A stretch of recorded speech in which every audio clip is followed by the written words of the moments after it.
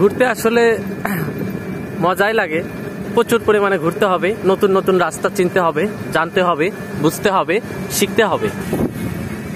আসলে সব নতুন নতুন নিত্য রাস্তা দেখতে খুব ভালো লাগে।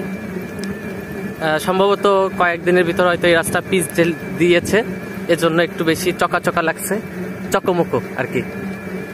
যাই হোক গাইজ, সাথেই থাকুন, লাইক শেয়ার কমেন্ট দিয়ে থাকুন এবং আমার পেজটিকে সবাই ফলোয়ার দিন, কারণ আমার দেখলাম প্রচুর পরিমাণে রিচ টিচ উঠছে।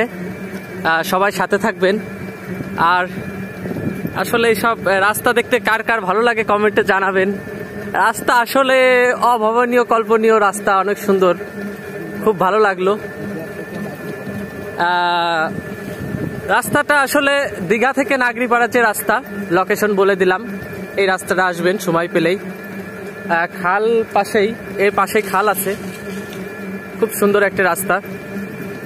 আর মূল কথা হচ্ছে, এখন যদিও খালে পানি নেই, আকাশে মেঘ আছে, হয়তো কয়েক সপ্তাহ ভিতর বৃষ্টি হবে এবং খালে পানি জমাট বাঁধবে, তখনই এই রাস্তার আরও অন্যরকম একটা সৌন্দর্য বেড়ে যাবে।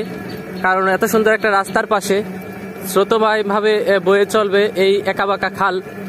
যাই হোক, ধন্যবাদ।